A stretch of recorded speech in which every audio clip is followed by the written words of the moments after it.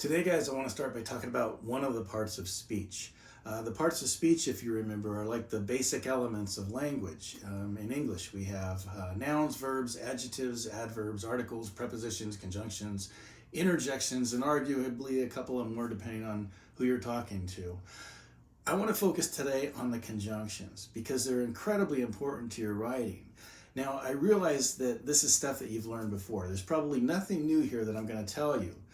This is stuff you could learn in high school and even before that. Parts of speech are the first thing you learn when you first start to learn how to write. But sometimes it's helpful, I find, to go back and look at the things that you think you already know and start to ask questions about what you really know and why you know that and how you can use that to your advantage in your own writing. Conjunctions, for example, a really simple piece of a sentence, but something that gets overlooked a lot. Your attention that you put on your conjunctions can raise the level of your writing. Not only that, but it can also pack in more information, which makes your writing more powerful. Now, before we get into talking about conjunctions, let's go backwards a little bit more. Okay, let's talk about the real basics of writing and sentence structure and what a sentence actually is. I'm going to show you a sentence, okay? Here we go. Here's the sentence. The dog barked, the cat jumped. Now, looking at that, can you see that there's a problem with this sentence? Something's not right. And if you recognize that something's not right, the next part of this trick is to figure out how do you fix what's wrong with it? And as it happens, often is the case in the English language that you've got a lot of options. There are many ways you can fix the problems in this sentence, but of course, first you got to figure out what is that problem. Here's another sentence, going to the market. Can you see how there's a problem with this sentence? I mean, if you read it out loud to yourself, if I were to come into you and say, hey guys, going to the market, something's missing there, isn't it? There's some information that I'm not giving you. I could fix that. I am going to the market. Now we're perfectly fine. That is a correct sentence. What did I actually do to this to fix it? Well, I added a subject. Every sentence has to follow these three rules in order to be a complete sentence. In college writing, this is especially important because when you're writing essays in a college class, you don't want to have fragments. You don't want to have incomplete sentences. And by following these three rules here, by making sure your sentences always obey these three rules, you know you have complete sentences. And here they are. Subject, verb, complete idea, okay? Every sentence needs to have a subject, needs to have a verb, and needs to be a complete idea. Now that third part, we're going to talk about that a little bit more in the next lecture. Today we're going to focus mostly on those first two, subject and verb, and how they work together. So here's a test, all right? Another sentence, I run. Is that a complete sentence? Now consider those three rules again, okay? Subject, verb, complete idea. Does this sentence obey those three rules? Now, a sentence like this can be tricky because it's so incredibly short. And very often people will look at a short sentence and say, well, that's an incomplete sentence because it's so small. The lesson here is it's got nothing to do with the size of the sentence, okay? It's what's going on inside of it. Yeah, that is a really short sentence, but that alone doesn't make it incomplete. Let's think of those three rules. Is there a subject? Well, yeah, I. I is a subject. It's doing something, right? Is there a verb? Yes, run is a verb. It's an action. I run. Now, the tricky part, is it a complete idea? And this is where people will say no, because it's so short. But actually, yes, it is a complete idea. If somebody asks me, Dan, what do you do for exercise? And I answer them by saying, I run. Did I not completely answer that question? I actually did. I could give more information if I chose to, but to be grammatically correct, do I have to? No, I do not. So that is a complete sentence. I run. It's got a subject, verb, and it is a complete idea. Let's start with a really simple sentence. The dog barked. And let's apply those three rules. Is this a complete sentence? Yeah, it is. Totally is. You've got a subject with dog. You've got a verb with barked. And it is a complete idea. Again, I could put more information in there, but grammatically speaking, I don't have to. It's a simple sentence, but it is a sentence. Now let's go back to the original one I showed you. The dog barked, the cat jumped. And we kind of figured out that there was something wrong with this earlier on, right? It's because a sentence like this is known as a run-on, okay? You'll notice it's got two subjects and two verbs. It's basically two actions, two things that are happening. In fact, that really is just two sentences, okay? If I covered up the right side and just looked at the dog barked, I know that's a sentence, the dog barked. If I cover up the left side and look at just the right, the cat jumped. Yes, that is a complete sentence. So what we really have here are two complete sentences, and they're just squished together and there's nothing in between them.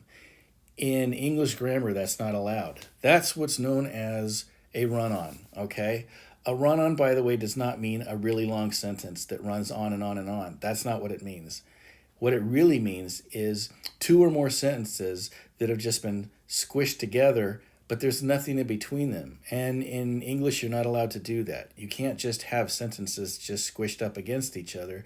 There's got to be some more information. There's got to be some punctuation or some words that let you know what's going on between those two sentences.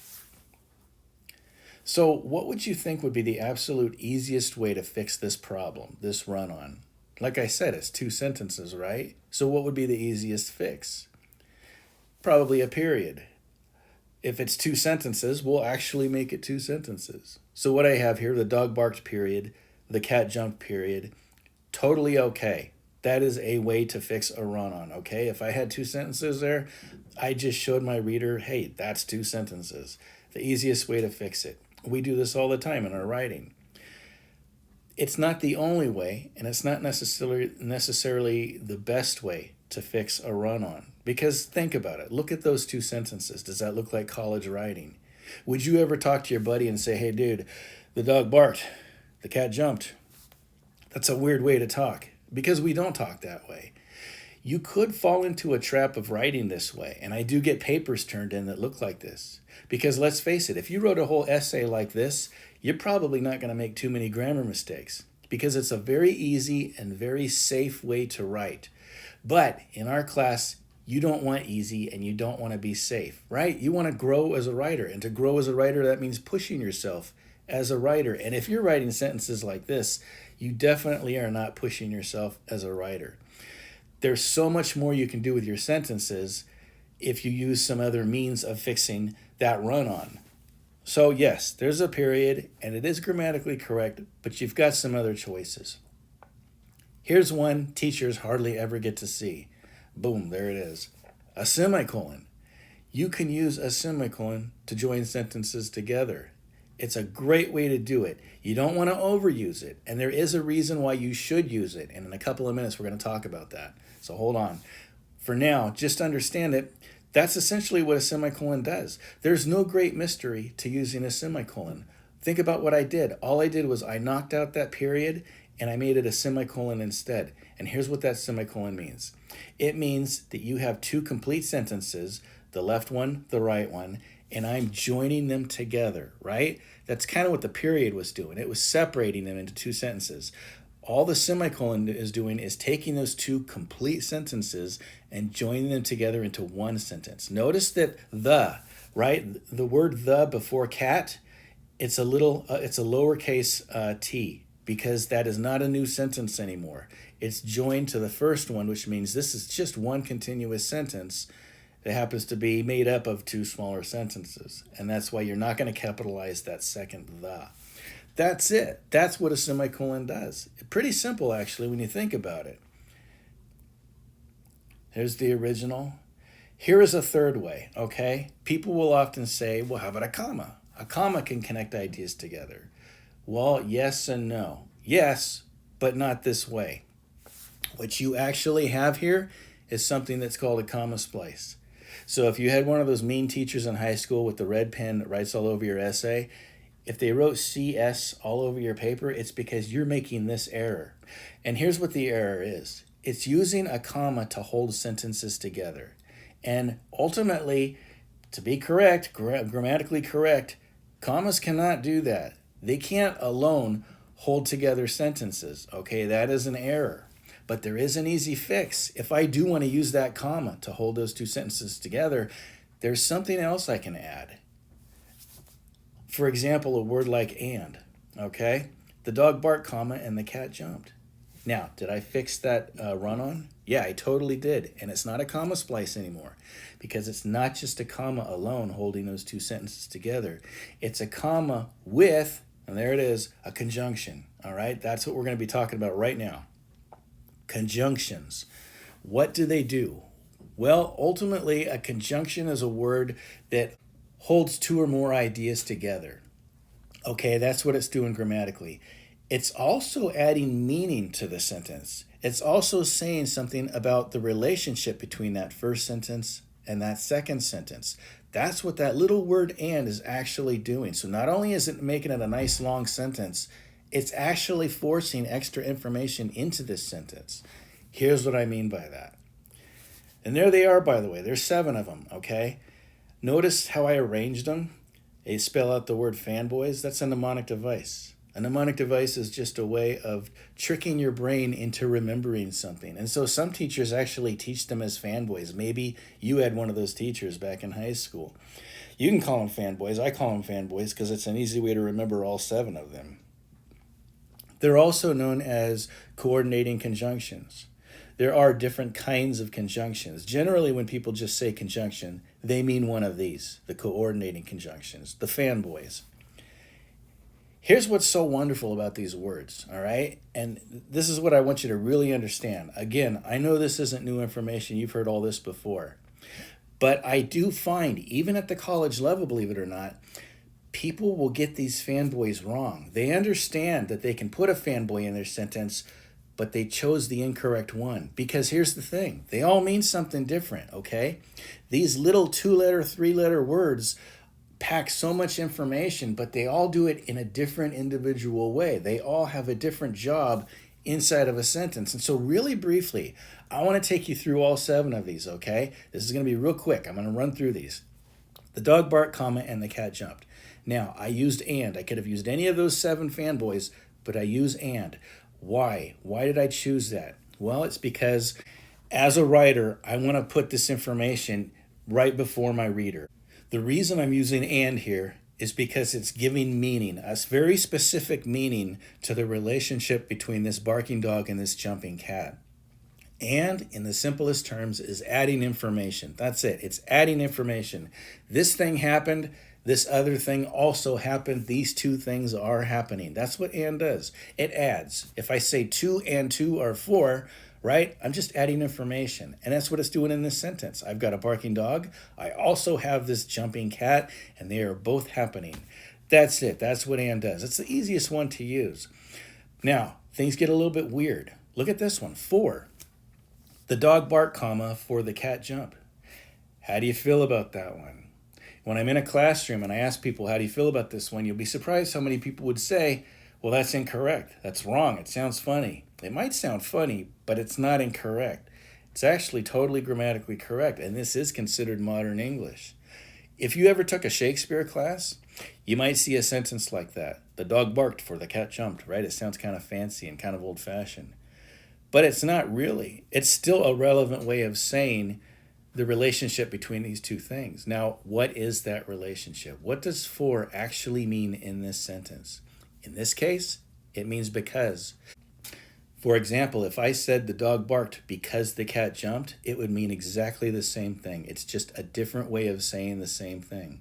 However, if I used because, I would not use that comma, right? That comma is to go with the fanboys, not the other kinds of conjunctions. And by the way, that is another kind of conjunction because, and we're going to talk about that next time. So if for means because in this case, the dog barked because the cat jumped, which of these things actually happened first, do you suppose? The barking dog or the jumping cat? Well, even though the barking dog happens first in the sentence, it's written first, the second part actually happened first. That cat jumping happened first, right? So that little word for is giving us that information. It's telling us that this cat jumping happened before this dog barking. And it's also showing us causation. It means that because that cat jumped, it caused the dog to bark. So all this extra information, we have chronology, we have causation, all of that extra information just because I put that little 3-letter word there between those two sentences. For is giving you all that extra information. Nor, the dog barked, nor the cat jumped. That does sound funny. Nor is the trickiest one to use because it requires you to change the sentence up a little bit if you're going to use it. All it means is a negative, okay? 2 negatives added together. This thing did not happen and this other thing did not happen. That's what nor is doing. The problem is I need to write this as 2 negatives for that to make sense. And to do that, you almost have to talk like Yoda. You know how Yoda will sometimes reverse the words in his sentences? That's what has to go on here. Here's how I fix this. The dog did not bark. Now, do you see how that's a negative? He is not doing that. He is not barking. It's a negative. Nor did the cat jump is also a negative. Nor is turning that second part of the sentence also into a negative. So neither of these things happened. That's what nor is doing. The dog barked, but the cat jumped. But is showing contrast. It's showing difference, okay? When you put it into a sentence, it's because you want your reader to understand that these two things are different from each other. If I say, I like vanilla cake, but my brother likes chocolate cake, why did I put but in that sentence? It's because I'm showing the contrast between those two cakes. Vanilla cake and chocolate cake are 2 very different flavors. And that's what but is doing in that sentence. And that's what it's doing here with this barking dog and this jumping cat. 2 different actions that are very different from each other. The dog barked, comma, or the cat jumped. Or is about choice, okay? It's giving you options. You've got this barking dog, you've got this jumping cat. One of these things happened. We don't know which one. It's one or the other. We don't have enough information to know which, but we do know that there's an option. There's a choice here. One of these things did happen. That's what or is doing. Yet is another one that I don't see very often. Not too many students write with the word yet, but it's actually really simple and it sounds kind of nice. Nice way to break up your sentences. The dog barked, yet the cat jumped. In this case, it's actually doing the same as one of the other words that we've already talked about. It's doing the same thing as but. It's showing contrast. If I said the dog barked, but the cat jumped, it would mean exactly the same thing in this case. So it shows contrast. Last one. The dog barked, comma, so the cat jumped. All right. So is a lot like for. Remember how when we used for, the second thing in the sentence caused the first thing to happen and the second thing happened before the first thing? Now we're doing the opposite. The first thing, the barking dog, happened first. The jumping cat happened second. And again, we have causation. That barking dog is causing that cat to jump. So again, we've got chronology and causation that we can figure out because of that one little tiny word that's placed between those 2 sentences.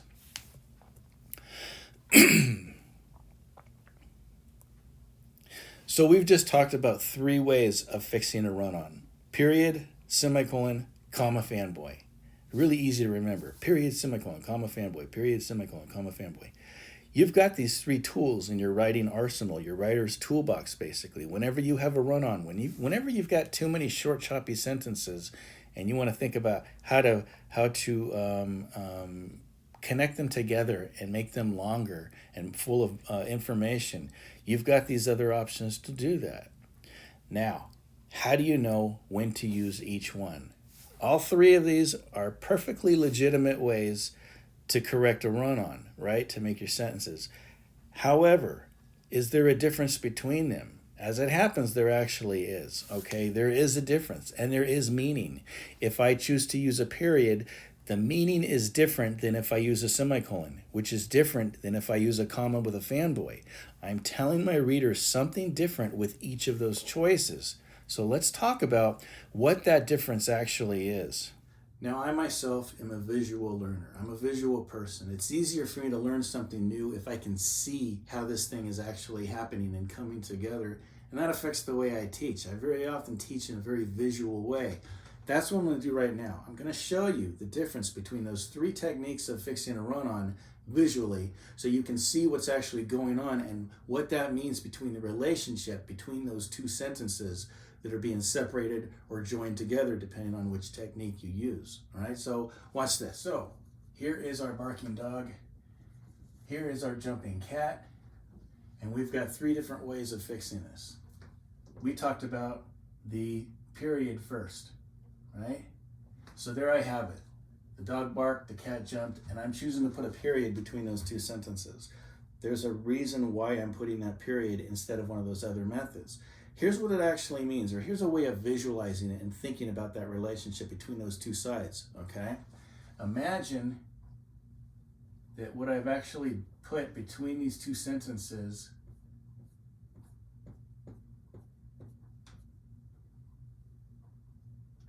is a brick wall. I just built a brick wall between those 2 sentences. Think of that period as being like a brick, okay? There's that brick right there.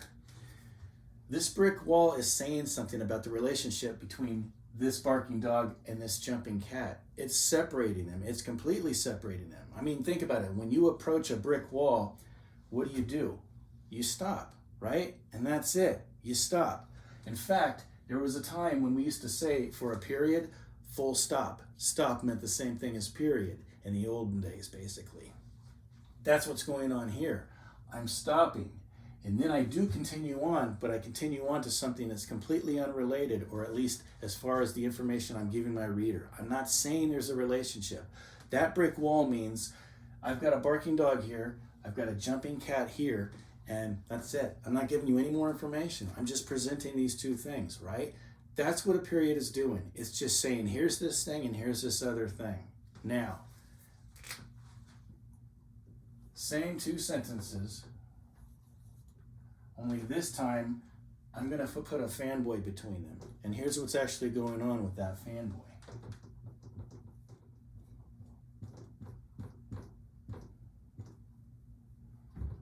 What I've just done here is build a bridge between these 2 sentences, okay? Here's my barking dog, here's my jumping cat, and I have chosen to put a fanboy there instead of one of the other methods. And the reason why is because I want my reader to know that there's a relationship between this thing happening and this thing happening. We just talked about that when I showed you all the 7 different fanboys and what they're saying about the relationship of those 2 sentences. I'm explicitly telling my reader that there's a relationship between these 2 things, all right? So for example, let's say I go with this one. The dog barked, so the cat jumped. I picked it for a reason. I picked it because I want my reader to understand that this thing happened first and this thing happened second. And also, I'm telling my reader that this thing is causing this thing to happen. All that extra information is getting packed into that sentence because of that one little tiny word. So, that's 2 methods now. No relationship at all. Very, very strong, explicitly stated relationship. Now, we're still left with the semicolon. There it is. What is it actually saying about the relationship of this barking dog and this jumping cat? Here's how I visualize it. This one's a bit of a stretch, but it kind of makes sense. It's a door, right? There's the doorknob. There's the handle to the door. What do you do when you approach a door? Well, first you stop, because a door does stop you. But then you stop and you grab the doorknob and you open it and then you continue on, right? It does let you through. So it is a connection. It stops you, but it also connects you. And that's what it's doing in this sentence, right? It's saying that yes, there are these 2 sentences and it does cause you to stop between them, but it's also saying there's some kind of connection here. It is connecting them, isn't it? Remember how that semicolon is turning those 2 sentences into one sentence. So they are connected, and they're connected by idea and purpose as well. There's a connection between what's going on between them. So here's another way of looking at that, okay? No connection at all. Explicitly stated, very strong connection. Implied connection. Whereas this one is explicitly telling you the connection, this one is implying that there's a connection between these 2 things. It's saying, hey, something's going on between these 2 actions, but I'm not necessarily telling you what it is. That's what a semicolon is doing, okay? So, for example, maybe the previous sentence gave you some context, And so it's leading you to understand the connection between these two things. Maybe a semicolon is enough. Maybe I understand that this thing is causing this thing to happen because the previous sentence set up this dog and this cat and what they were doing. So I don't need to put a fanboy right there, right? That's it. That's what's going on with the semicolon, basically. By the way, the transition between these two is very, very smooth. I didn't say this before, but when you approach a bridge, what do? Nothing. You just keep walking, right? I didn't even have to slow down or stop or anything. So that's why it's a bridge. It's a transition. It's taking you from this place to this place. Literally, that's what a transition is doing, a bridge, right? So you've got these three ways of showing relationships between those two sentences. No relationship at all, some kind of implied relationship, and a very explicitly stated strong relationship. That's what's going on with those guys. So we've talked about these three ways of fixing a run-on and the meanings behind the different three ways. Let's test this out a little bit.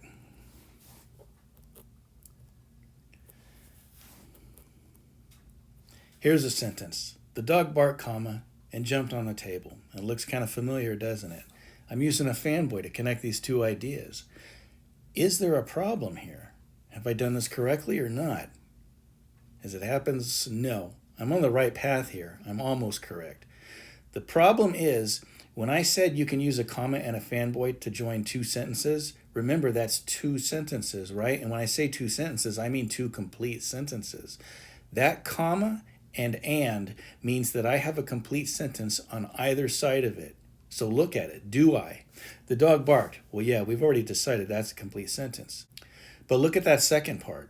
Jumped on the table. Is that a complete sentence? Nope, it's not. It's lacking a subject, right? We don't know who or what jumped on the table unless we look at the first part. What we really have here is a sentence with one subject, a dog. He just happens to be doing two things. He's barking and he's jumping. In this case, do we need a comma to separate those two actions? No, we do not. Unless it becomes a list, right? If you have a list of things, you can have commas separating those different elements. This is just two things. If I say I like chocolate cake and vanilla cake, do I need a comma between those two cakes? Absolutely not. I don't. And so I don't here either. So a really easy fix would be to cover up that comma and just say, the dog barked and jumped on the table. Get rid of the comma and I fix the sentence. Here's another option. What if I want to keep that comma? Well, we just said it has to be two complete sentences if I'm going to keep that comma, right? So if I add a subject there and he jumped on the table. He jumped on the table is a complete sentence, isn't it? So now I fixed it. The dog barked, comma, and he jumped on the table is a perfectly legitimate way to fix that. So you got a couple of fixes there. How about this one? The dog barked, semicolon, and the cat jumped. Again, this looks right, and you've probably seen writing like this even from professional writers. But grammatically speaking, it's incorrect, and here's why. We just talked about the differences between using a semicolon or using a comma fanboy, didn't we? And there was a difference. The semicolon was implying a connection, and the comma fanboy was explicitly telling you the connection. Well, this is confusing because it's two different means at the same time, right? It means two different things. Is it explicit or implicit? Who knows? And I'm confusing my reader by putting it that way. So choose one or the other, but not both, okay? You can use a door or you can use a bridge, but bridges don't have doors, so don't combine them together, okay? One or the other. The dog barked, semicolon, the cat jumped, or the dog barked, comma, and the cat jumped. Now, here's what I want from you guys. I actually have a homework assignment for you. I want you to give me some sentences using these three methods, but using your own sentences and not mine, okay? So I want you to basically do exactly what I did, but with your own sentences. Come up with your own sentences and then fix them using these three methods, okay? A period, and then a semicolon, and then a comma fanboy. So basically, you're going to write a sentence 3 times, okay? So come up with your own. Just take 2 sentences, 2 simple sentences, and squish them together. For example, I'll make up one right now. It's raining outside. I'll put on a jacket. Okay, there's my 2 sentences. That's a run-on right now, isn't it? I'm going to fix it by writing it 3 different ways. It's raining outside, period, I'll put on my jacket. Now I'm going to write it again. It's raining outside, semicolon, I'll put on my jacket. I didn't change any of the words, did I? Last one, I'm going to use a fanboy. It's raining outside, comma, so I'll put on my jacket. So I wrote the same sentence 3 times, right? But I punctuated it 3 different ways. The first one was a period, the second one was a semicolon, the third one was a comma with a fanboy. So what I would like from you is a set of 3 for a total of 9 sentences. Here's what I mean by that. What I'm showing you right there, the dog barked, the cat jumped, that would be 3 sentences. Now I'm going to come up with something new. Another 3 sentences. It's raining outside, I'll put on my sweater. Okay, there's my other 3 sentences. And then I'll come up with another 3 sentences. So 3, and then another 3, and then another 3. So basically what I'm asking for is 9 sentences, okay? 3, and then another 3, and then another 3. These 3 are alike, these 3 are alike, and these 3 are alike. 9 sentences altogether. Type this thing out, and then I want you to send it to me as a PDF. You're going to actually email this in to me so I can see it. Look at it really closely. Here's the thing though, it has to be a PDF because that allows me to write on it. Otherwise, I can't put any notations on it like if we were in a physical classroom, which is where a lot of the learning and teaching comes from, right? It's me being able to comment on your work and hand it back to you. The only way I can do that is if it's a PDF. So basically, you're just going to send me an email. And it's really easy to convert this into a PDF. If you're using Word, and I suspect most of you are, after you type this out on your computer, go to File in the upper left corner of your screen, click on File, and it'll bring down a drop-down menu. And one of those options will be Save as PDF, okay? Just click on that, save it to your desktop, and now you've got it saved as a PDF. It's a perfect document for me to receive.